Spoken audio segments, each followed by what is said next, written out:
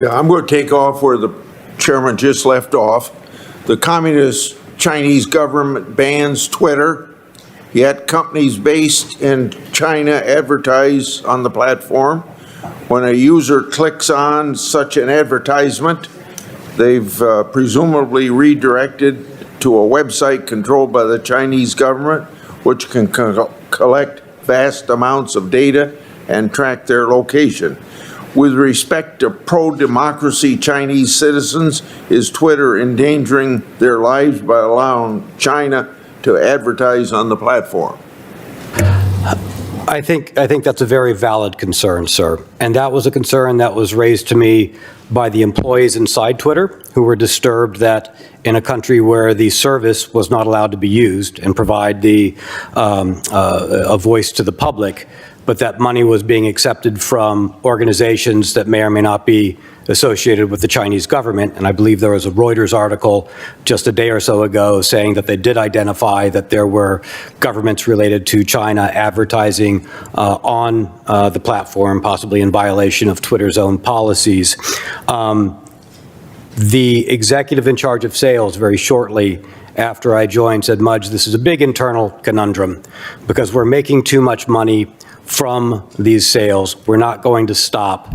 We need something that will make the employees more comfortable with the fact that we're doing this, figure out how we essentially thread this needle or frame it," which made me a bit uncomfortable. And they didn't know what people they were putting at risk or what information they were even giving to the government, which made me concerned that they hadn't thought through the problem in the first place that they were putting their users at risk for. And that was a very common problem where I saw that Twitter was a company that was managed by risk and by crises instead of one that manages risk and crises.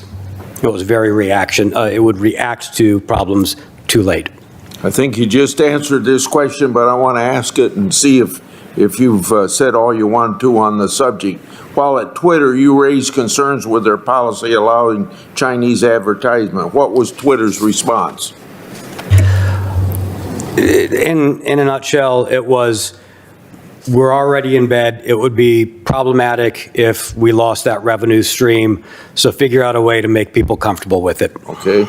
According to your disclosure, thousands of Twitter employees have access to Twitter user data and internal systems. That includes nearly 4,000 engineers, which is half of Twitter's workforce. However, you've stated that they don't need that kind of widespread access to perform their job duties. Based on Twitter's reported lack of data security, what kind of access would foreign agents have, and what kind of data would they be able to obtain? In your answer, please explain why this is a problem and how it could impact U.S. national security. Yes, sir. Let me break that down into two parts of an answer. So Twitter has engineers and non-engineers. Twitter does not have, at least when I was there, which was up until January of 2022, does not have a testing environment or a development or staging environment. This is an oddity. This is an exception to the norm. Most companies will have a place where you test your software, where you build it, where you make sure it's working the way you want it to.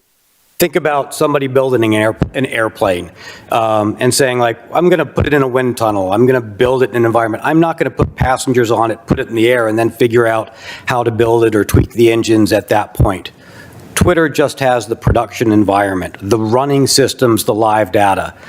When you become an engineer, which is half of the company are engineers, you are by default given some access to this live production environment.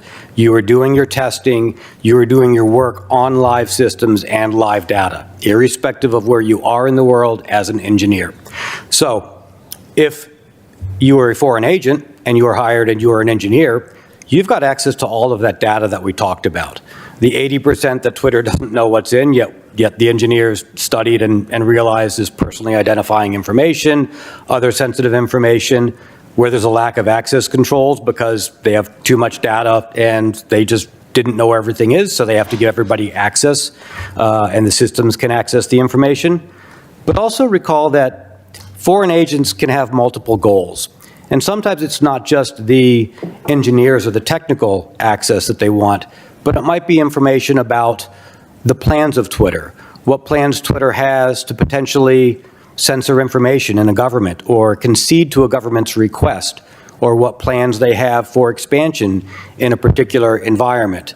And in those cases, that's where I saw, with high confidence, a foreign agent placed from India to understand the negotiations and how well they were going for or against India's party, who was having difficulties with Twitter in India. In your disclosure, you mentioned that the FBI notified Twitter that one of their employees was suspected of being a Chinese foreign asset. Were you and others at Twitter at all surprised by that? This was made aware to me maybe a week before I was surprised and summarily dismissed.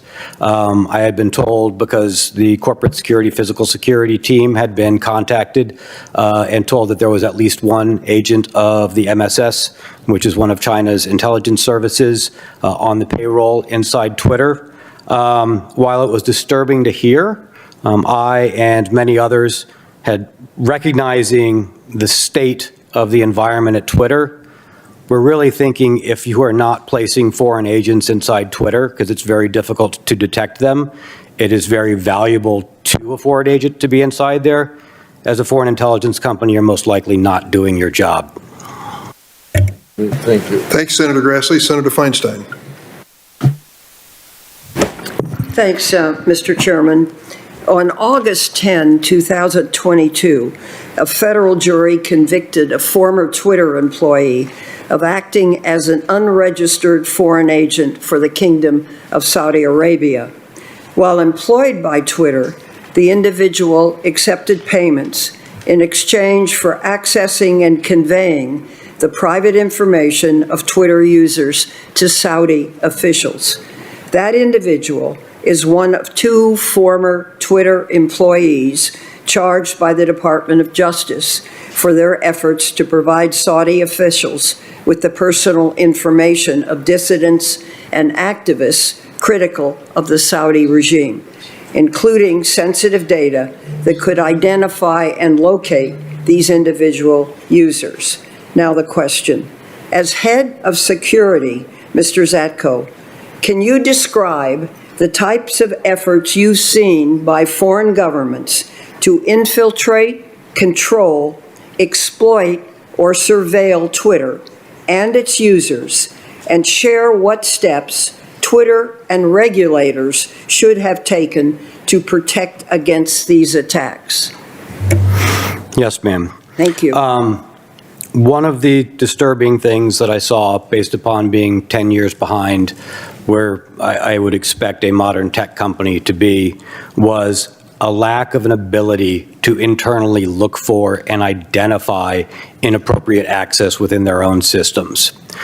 Other than the person who I believed with high confidence to be a foreign agent placed in a position from India, and from it was only going to be from an outside agency or somebody alerting Twitter that somebody already existed, that they would find the person. What I did notice when we did know of a person inside acting on behalf of a foreign interest as an unregistered agent, it was extremely difficult to track the people. There was a lack of logging and an ability to see what they were doing, what information was being accessed, or to contain their activities, let alone set steps for remediation and possible reconstitution of any damage. They simply lacked the fundamental abilities to hunt for foreign intelligence agencies and expel them on their own. You said it was difficult to track. Explain exactly what you mean about that, what you mean, and secondly, what could be done to correct that? One of the most senior engineers in the company came to me not long after I was there and said, Mudge, you should know that this company doesn't really have centralized logging. We don't log the activities of the systems. I was surprised by this. Most tech companies, most companies I know of, even not in tech, have logs about what's happening on their systems. And this tells you who tried to log in, who was doing what, where, when it happened. Later on in my tenure, I learned that there were thousands of failed attempts to access internal systems that were happening per week, and nobody was noticing. And when we brought this up, people said, well, who is it? What is it? And I said, that's what we're trying to find out. Why weren't we even being aware of this? This fundamental lack of logging inside Twitter is, a remnant of being so far behind on their infrastructure and the engineers not being given the ability to put things in place, to modernize. I can give an example. Let's suppose you have 5 credit cards, and you're receiving statements each month, but only 2 of those statements give you detailed transactions, and you want to see if there's fraud on your credit cards. Well, first off, 3 of those credit cards, you're not going to be able to look at the transactions. You just know the total bill. And those remaining 2, you don't have time to go through the transactions and look for it. So you kind of wing it and say, I need all those credit cards to stay alive, so you just keep paying off the bills. That's kind of the analogy I have for the production environment and the logging situation at Twitter. So you can understand that trying to understand what an adversary inside identified is doing can be pretty challenging without logs.